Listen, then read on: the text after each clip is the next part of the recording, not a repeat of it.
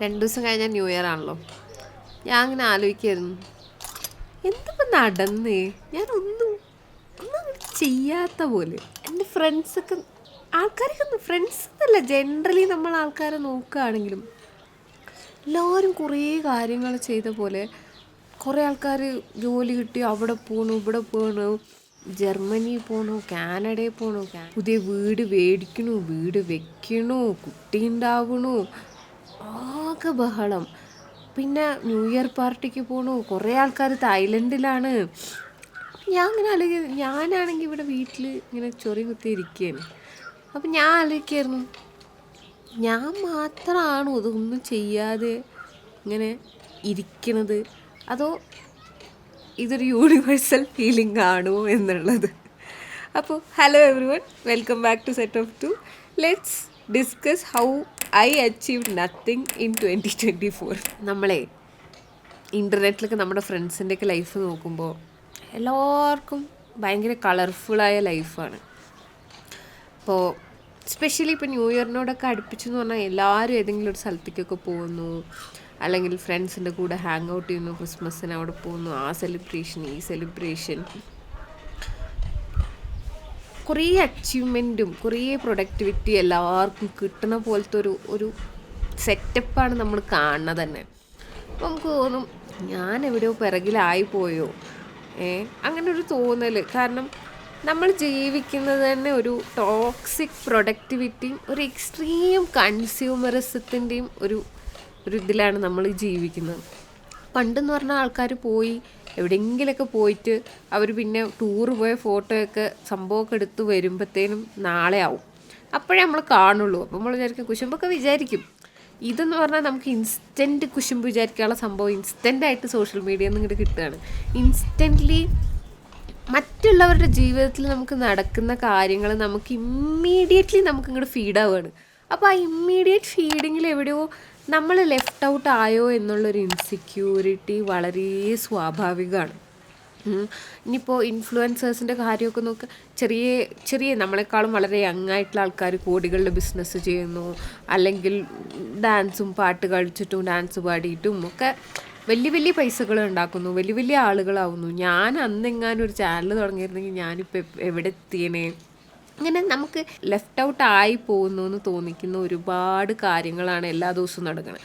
അപ്പോൾ നമുക്ക് തോന്നുന്നു, അയ്യോ ഞാനിനി എന്തെങ്കിലും ചെയ്യണോ, ഇനി ഞാൻ പ്രൊഡക്റ്റീവ് ആവണോ. പ്രൊഡക്ടിവിറ്റി പലപ്പോഴും ഇക്വേറ്റ് ചെയ്യുന്നത് നമ്മൾ എത്രത്തോളം ഫിനാൻഷ്യലി പൈസ ഉണ്ടാക്കുന്നു എന്നുള്ളതിൻ്റെ ഒരു ചേർത്തിട്ടും കൂടിയാണ്. അപ്പോൾ ആ ഒരു ലെഫ്റ്റ് ഔട്ട് ഫീലിങ്. ഒരു കൂട്ടുകാരി ഇപ്പം എന്നെ വിളിച്ചിട്ട് പറഞ്ഞു, ഈ കഴിഞ്ഞ വർഷം അടുത്ത വർഷമെങ്കിലും എനിക്കൊന്ന് നന്നായി പോയാൽ മതിയായിരുന്നു ഡീന, എനിക്കറിയില്ല, ഫിസിക്കലിയും വയ്യ, മെൻ്റലിയും വയ്യ, ഒന്നും ശരിയാവണമില്ല, വീട്ടിൽ നിന്നാണെങ്കിൽ കല്യാണം കഴിക്കുമെന്ന് പറഞ്ഞിട്ട് ഭയങ്കര പ്രഷറ്, എന്നാൽ ഒന്നും അങ്ങോട്ട് ശരിയാവണമില്ല. അങ്ങനെ ഒരു സ്റ്റേറ്റിലാണ് ഞാൻ നിൽക്കുന്നത്. ഈ വർഷം പോയി ഞാൻ ആലോചിക്കായിരുന്നു, ഞാൻ അവളെ ഇപ്പോഴും സംസാരിച്ചിട്ട് കേൾക്കുമ്പോൾ അവളുടെ ലൈഫിൽ എനിക്ക് മനസ്സിലായത് അവൾക്ക് ഒരുപാട് പേഴ്സണൽ ഗ്രോത്ത് ഉണ്ടായ ഒരു വർഷമാണ് 2024 എന്നാണ്. പക്ഷെ അവൾ സ്വയം കമ്പയർ ചെയ്യുന്നത് മറ്റുള്ള ആൾക്കാരെ വെച്ചിട്ടല്ലേ. അപ്പോൾ നമുക്ക് തോന്നുമല്ലോ, അയ്യോ ഞാൻ എവിടെയോ ലെഫ്റ്റ് ഔട്ടായി, എല്ലാവരും മുന്നിലേക്ക് പോയി, വീട്ടിൽ നിന്ന് പറയണം അവർ വീട് കഴിച്ചു, ഇവർ കല്യാണം കഴിച്ചു, അവർക്ക് കുട്ടി ഉണ്ടായി, നീ ഇപ്പോഴും ഇവിടെ നിൽക്കുകയാണെന്ന് പറയുമ്പോൾ നമുക്കൊരു ലെഫ്റ്റ് ഔട്ട് ഫീലിംഗ് ആണ്. അതുകൊണ്ട് അതിൻ്റെ അർത്ഥം നമ്മൾ ഒരുപാട് നമുക്ക് പണ്ട് ഉണ്ടായിരുന്നതിനേക്കാൾ, ഇപ്പോൾ നമ്മൾ സ്കൂളിലൊക്കെ പഠിക്കുമ്പോൾ നമ്മൾ അമ്മമാർ പറയുമല്ലോ, അവളെ നോക്ക്, അവൾക്ക് എത്ര മാർക്ക് കിട്ടി, അല്ലെങ്കിൽ അപ്പുറത്ത് നോക്ക്, ഇപ്പുറത്ത് നോക്ക്, അപ്പുറത്തെ വീട്ടിൽ എന്താ നടക്കുന്നത് തോന്നുക. ഇത് നമ്മൾ അപ്പുറത്തെ വീടൊക്കെ വിട്ടിട്ട് ലോകത്ത് നടക്കണ എല്ലാ ആൾക്കാരുടെയും എല്ലാ പേഴ്സണൽ ഇൻഫർമേഷനും നമുക്ക് ഇങ്ങോട്ട് കിട്ടണോണ്ട് നമ്മളെവിടെ എത്തിയില്ല എന്നുള്ളൊരു ഫീലിംഗ് വളരെ ഈസി ആയിട്ട് നമുക്ക് കിട്ടുന്നൊരു സമയമാണിത്. അല്ലെങ്കിൽ നമ്മൾ അച്ചീവ് ചെയ്തത് പോരാ, നമ്മുടെ പ്രൊഡക്ടിവിറ്റി പോരാ. പിന്നെ ഇൻ്റർനെറ്റിൽ പ്രൊഡക്ടിവിറ്റീൻ്റെ കാര്യം കൊണ്ട് എടുക്കുകയാണെങ്കിൽ പ്രൊഡക്ടിവിറ്റി തള്ളിയിട്ട് നടക്കാൻ വയ്യ ആൾക്കാർക്ക്. നമ്മൾ അടുത്ത പ്രൊമോഷൻ, അടുത്ത പൈസ ഉണ്ടാക്കൽ, അടുത്ത നെക്സ്റ്റ്. എനിക്ക് തോന്നുന്നു ബോബ് മാർലിയെ പറഞ്ഞതെന്ന് തോന്നുന്നു, നിങ്ങൾ നമ്പേഴ്സിനെ ചേസ് ചെയ്തുകൊണ്ടിരുന്ന നിങ്ങൾക്ക് എന്നും വലിയ നമ്പറായിരിക്കും. ആ വലിയ വലിയ നമ്പർ നിങ്ങൾ അതിലേക്ക് നോക്കിക്കൊണ്ടിരുന്ന നമ്പർ ഇൻഫിനിറ്റ് ആയിട്ട് മേലേക്ക് പോയിക്കൊണ്ടിരിക്കുകയാണ്. അപ്പം നമ്മൾ അതിലേക്ക് മാത്രം നോക്കിക്കൊണ്ടിരുന്നാൽ അത് ഭയങ്കര പാടുള്ളൊരു കാര്യമായിരിക്കും എന്നുള്ളത് വളരെ ശരിയാണ്. കാരണം ഇപ്പോൾ അവൾ ഭയങ്കര ഈ പ്രൊഡക്ടിവിറ്റി ഭയങ്കര പൊക്കിക്കൊണ്ട് നടക്കുന്ന എല്ലാ യൂട്യൂബേഴ്സിനെയും ഫോളോ ചെയ്യുന്ന, അവരുടെ എല്ലാ കണ്ടൻറ്റും ഭയങ്കര കൺസ്യൂം ചെയ്യുന്ന ഒരാളാണ്. അപ്പോൾ ആളൊരു പയ്യനെ നോക്കിയപ്പോൾ ആൾ അങ്ങനെ തന്നെയുള്ളൊരു പയ്യനെയാണ് നോക്കിയത്. പക്ഷെ ആ പയ്യന് കുറച്ച് കഴിഞ്ഞപ്പോൾ തോന്നി ഭയങ്കര ഷാലോ ആണെന്നുള്ളത്.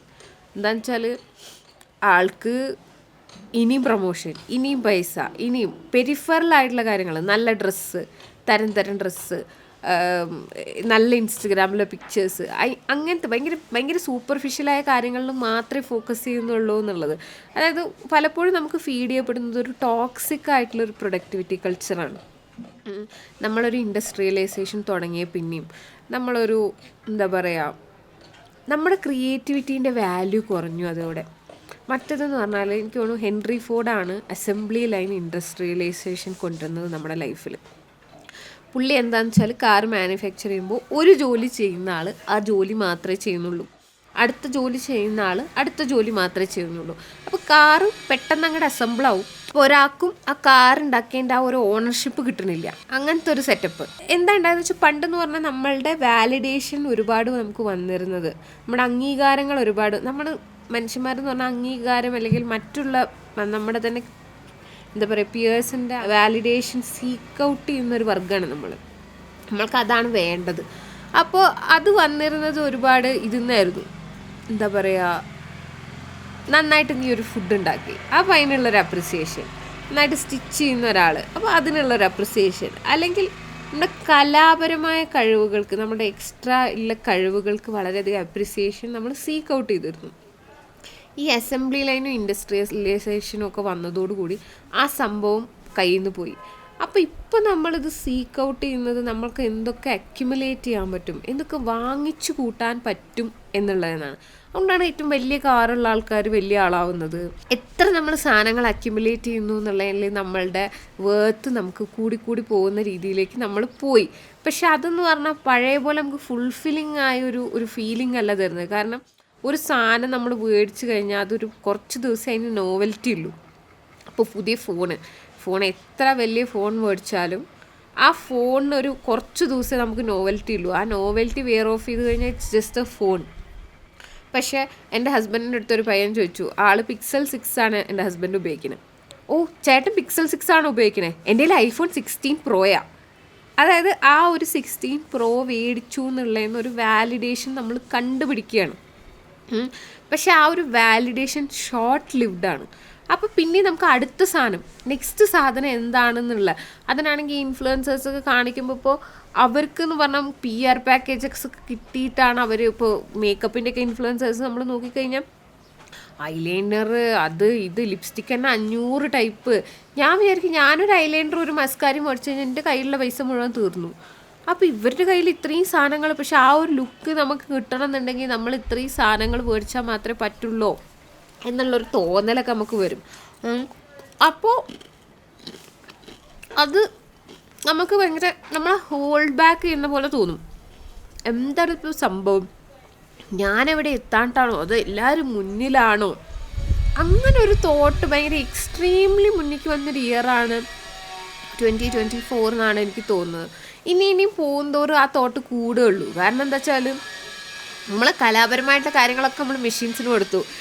എയ്ക്ക് പദ്യം പോയംസ് എഴുതാം, ചിത്രം വരയ്ക്കാം, എന്തും. ഞാൻ വിചാരിച്ച എയ്യൊക്കെ വന്നിട്ട് നമ്മളെ പാത്രമൊക്കെ കൈക്കി തരുന്നതായിരുന്നു. ഒന്നും നടക്കണില്ല. അതിന് പകരം ചിത്രം വരയ്ക്കാനും പാട്ട് പാടാനും പോയം എഴുതാനും ഒക്കെയാണ് ഉള്ളത്. അപ്പോൾ ഇനി ആ ഒരു സെൻസ് ഓഫ് ഇതില്ലായ്ക, ഒരു ഫുൾഫിൽഡ് അല്ല എൻ്റെ ലൈഫ് എന്നുള്ളൊരു തോട്ട് ഇനി കൂടി വരുള്ളൂ. എൻ്റെ കാര്യം പറയാനാണെങ്കിൽ ലാസ്റ്റ് ഇയറാണ് എൻ്റെ കെട്ടുവാൻ നല്ല ജോലിയൊക്കെ ഉണ്ടായിരുന്നു. അതൊക്കെ നിർത്തിയിട്ട് നമ്മൾ ഒരു ഹിൽ സ്റ്റേഷനിലേക്ക് മൂവ് ചെയ്തു. ഫിനാൻഷ്യലി നല്ല സ്ട്രഗിളായിരുന്നു, പക്ഷേ മെൻ്റലി ഭയങ്കര ഫുൾഫില്ലിംഗ് ആയിരുന്നു. പക്ഷേ വീട്ടിൽ നിന്നാണെങ്കിൽ എപ്പോൾ വിളിച്ചാലും 2 വീട്ടുകാരുടെ അടുത്തൊന്നും കേൾക്കുന്നത് നിങ്ങളൊക്കെ നല്ല പഠിച്ചിട്ട് നിങ്ങൾക്ക് നല്ല ജോലിയില്ല, നിങ്ങൾക്ക് പൈസ കുറവാണ്, അങ്ങനെയാണ് ഇങ്ങനെയാണ് മറ്റതാണ് മറിച്ചതാണ്. അപ്പം നമുക്ക് തോന്നും, നമ്മുടെ പിയേഴ്സൊക്കെ നോക്കുകയാണെങ്കിൽ എല്ലാവരും നല്ല രീതിയിൽ ജോലി ചെയ്യുമ്പോൾ നമുക്ക് തോന്നും അയ്യോ ഞാൻ എവിടെയോ കുറഞ്ഞു പോയോ, ഇതിൽ കൂടുതൽ ഞാൻ അച്ചീവ് ചെയ്യേണ്ടി വരും. ആ ഒരു സെൽഫ് ഡൗട്ട് എന്നുള്ള സാധനം ഉണ്ടല്ലോ, അത് എല്ലാവർക്കും ഉണ്ട്. ബേബി നിങ്ങൾ നല്ലപോലെ അച്ചീവ് ചെയ്ത ആൾക്കാർക്ക് ഉണ്ടാവും ഇനി ഞാൻ അച്ചീവ് ചെയ്യണമെന്ന്, ഇനി അങ്ങനെയായിരിക്കും നമ്മുടെ ഒരു തോട്ടിൻ്റെ ഒരു വയറിങ്. ഉം.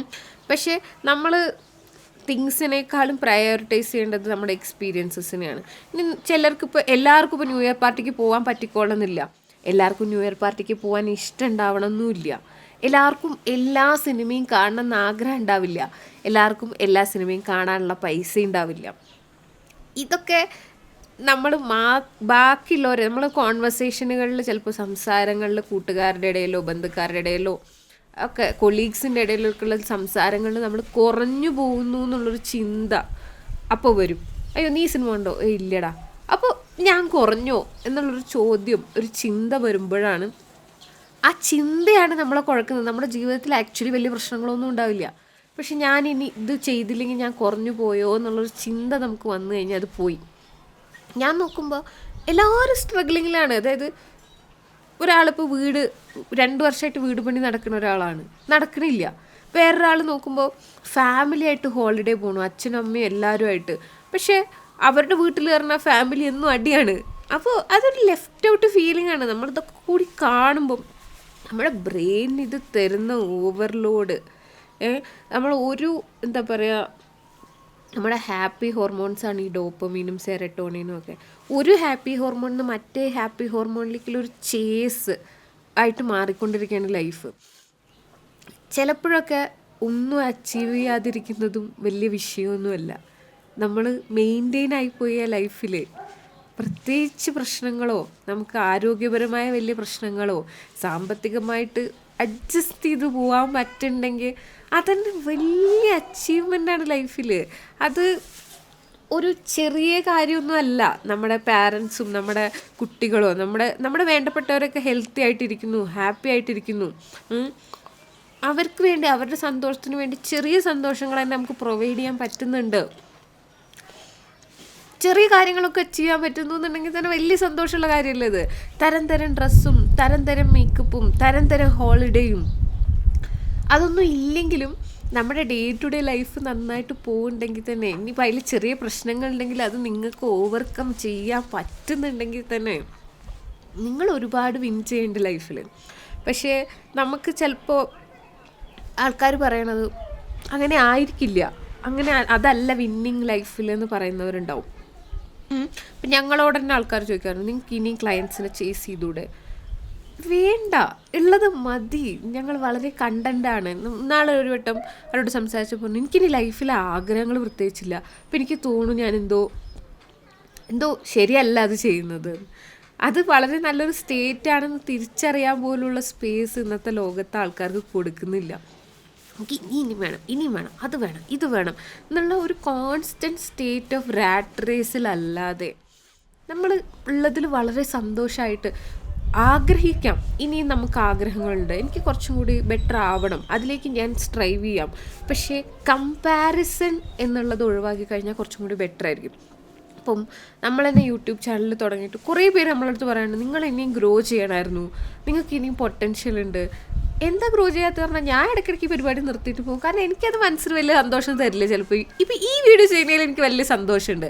കാരണം ഇത് ഞാൻ കുറേ പേരോട് സംസാരിച്ചപ്പോൾ അവരെല്ലാം ഫീൽ ചെയ്ത്, എൻ്റെ ഒരു പറ്റും ഫ്രണ്ട്സിന് ഫീൽ ചെയ്ത്, എൻ്റെ ഫ്രണ്ട്സിൻ്റെ കൂടെ എല്ലാം മെച്ചേർഡായ ഒരാളുണ്ട്. അയാൾ പറഞ്ഞു, ഞാൻ ഇൻസ്റ്റഗ്രാം ഡൗൺലോഡ് ചെയ്യില്ല, ഞാൻ വേണമെങ്കിൽ യൂട്യൂബ് ഷോർട്സ് കണ്ടോളാം, ഇൻസ്റ്റഗ്രാം ഞാൻ ഡൗൺലോഡ് ചെയ്യില്ല. കാരണം ഭയങ്കര ഒരു കമ്പാരിസൺ വരും ലൈഫിനെ പറ്റിയിട്ട്. ആ കമ്പാരിസൺ നമ്മളെ ചിലപ്പോൾ തളർത്തിക്കളയും. പിന്നെ ഇൻസ്റ്റഗ്രാമിലോ അല്ലെങ്കിൽ എന്തിലായാലും നമ്മളിടുന്നത് നമ്മുടെ ബെസ്റ്റ് സൈഡായിരിക്കും. അപ്പം ഞാൻ കഴിഞ്ഞ കൊല്ലം ബാലിയിൽ പോയി. എൻ്റെ 2 സ്കൂളിലെ ഫ്രണ്ട്സിൻ്റെ കൂടെ ഞങ്ങൾ സ്കൂളിൽ ഡിസ്കസ് ചെയ്തിരുന്ന ട്രിപ്പാണ് നമ്മളെവിടെയെങ്കിലുമൊക്കെ പോവും നമ്മൾ 3 ആളെന്നുള്ളത്. അപ്പോൾ അത് നിങ്ങൾ നോക്കുകയാണെങ്കിൽ, ഇപ്പോൾ എൻ്റെ ഇൻസ്റ്റഗ്രാമിൽ കയറിപ്പോയി നോക്കുകയാണെങ്കിൽ നിങ്ങൾ കാണുന്ന പിക്ചേഴ്സൊക്കെ ഭയങ്കര കിടിലം പിക്ചേഴ്സായിരിക്കും. ഞങ്ങൾ അതിൻ്റെ ഇടയ്ക്ക് ഒരു മുട്ടൻ അടി ഉണ്ടാക്കി. ഒരാൾക്ക് മാനസികമായിട്ട് എഴുന്നേറ്റ് നിൽക്കാനും നീക്കാനും വയ്യായിരുന്നു. ഒരാൾക്ക് അന്ന് ബാലി ചെന്ന് ലാൻഡ് ചെയ്ത് അന്ന് തുടങ്ങിയ പനിയാണ്. ഞങ്ങൾ നല്ലോണം കഷ്ടപ്പെട്ടു. പിന്നെ നമ്മൾ 3 ഗേൾസ് ഉള്ളതുകൊണ്ട് നല്ലോണം നമ്മൾ കഷ്ടപ്പെട്ടു. പക്ഷേ മൊമെൻറ്റ്സ് എന്ന് പറഞ്ഞാൽ നമ്മൾ ഹാപ്പിനെസ് കൊണ്ട് കരഞ്ഞു പോയ മൊമെൻറ്റ്സ് വരെ ഉണ്ട്. പക്ഷേ നമ്മൾ നല്ല ക്യൂറേറ്റഡ് ആയ മൊമെൻറ്റ്സ് മാത്രമേ ഇടുള്ളൂ. എന്താ വെച്ചാൽ അതല്ലേ നമുക്ക് കാണിക്കാൻ താല്പര്യമുള്ളൂ. നമുക്ക് ഈ സങ്കടപ്പെട്ടതും പനിച്ച് കിടന്നതൊക്കെ ആർക്കെങ്കിലും കാണിക്കാൻ താല്പര്യമുണ്ടോ? ഉണ്ടാവും, ചിലരുണ്ടാവും. അതും ഒരു വ്യൂവിൻ്റെ സ്ട്രാറ്റജി ആയിട്ട് മാറ്റി കാണിക്കുന്നവരുണ്ടാവും. പക്ഷേ അധികവും നമുക്ക് താല്പര്യം നല്ല മൊമെൻറ്റ്സ് കാണിക്കാനാണ്. എൻ്റെ ഒരു കൂട്ടുകാർ പറഞ്ഞു, എടി നിൻ്റെ വീട് കാണുമ്പോൾ ഞാൻ ആലോചിക്കും, ഞാൻ എൻ്റെ വീട് ഭയങ്കര മോശമായിട്ട്, എൻ്റെ പഴയ വീട് ഇങ്ങനെ മോശമായിട്ട് വെച്ചേക്കണേ. ഞാൻ അവളൊന്ന് വീഡിയോ കോൾ വിളിച്ചിട്ട് എൻ്റെ വീട് കാണിച്ചു. ചപ്പ കുപ്പ എല്ലായിടത്തും വൃത്തിയില്ലാണ്ടാണ് ഞാൻ എൻ്റെ വീട് വെച്ചേക്കണത്. പക്ഷെ നമ്മൾ പടം ഇടുമ്പോൾ നല്ല മൊമെൻറ്റ് നോക്കിയിട്ട് ക്യൂറേറ്റ് ചെയ്ത് നൈറ്റ് എഡിറ്റൊക്കെ ചെയ്ത് നല്ല പോർഷൻസ് മാത്രമല്ലേ ഇടുള്ളൂ.